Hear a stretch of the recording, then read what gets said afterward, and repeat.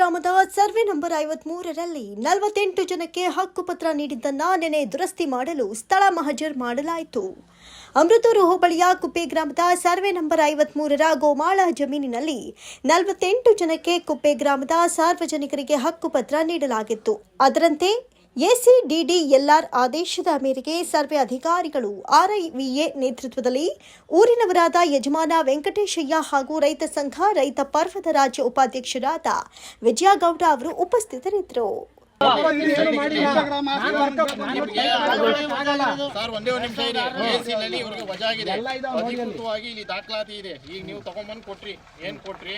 Orders ಅಂತ ತಗೊಂಡ್ಬಂದ್ರಿ. ಇದ್ರಲ್ಲಿ seal ಆಗ್ಲಿ ದಾಖಲಾತಿ ಆಗ್ಲಿ ಯಾವ್ದು ಸೈನ್ ಇಲ್ಲ.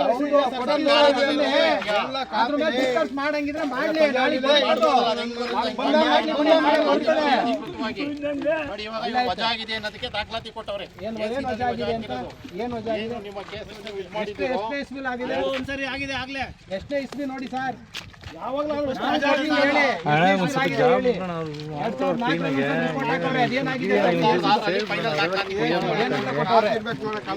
ಹಿಂದಕ್ಕೆ ನಿಂತ್ಕೊಳ್ಳಿ, ಅದಕ್ಕೆ ಹಿಂಗೆಲ್ಲ ನಿಂತ್ಕೊಳ್ಳೋದು, ಹಿಂದಕ್ಕೆ ಸೈಡ್ ಯಾಕೆ ನಿಂತ್ಕೋಬೇಕು, ಅವಾಗ ಅವ್ರು ಕರೆಕ್ಟಾಗಿ ಕಾಣಿಸುತ್ತೆ.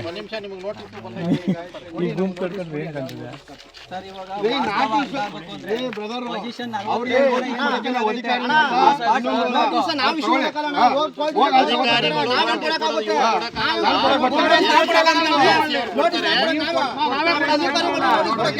ನಮ್ ಕೆಲಸ ಆಗ್ಬೇಕು, ನಾವು ಕೇಳ್ತಾ ಇದೀವಿ. 48 ಜನಕ್ಕೆ ಮಂಜೂರಾಗಿರೋ ಕಾಪಿ ಕೊಟ್ಟಿರೋದು ನೋಟಿಸ್ ಸರ್. ನಮ್ ಕೆಲಸ ಆಗ್ಬೇಕು, ನಾವು ಕೇಳ್ತಾ ಅಧಿಕಾರಿ ಕೇಳ್ತಾರೆ ಬಿಡಿ ನೋಟಿಸ್ ನ.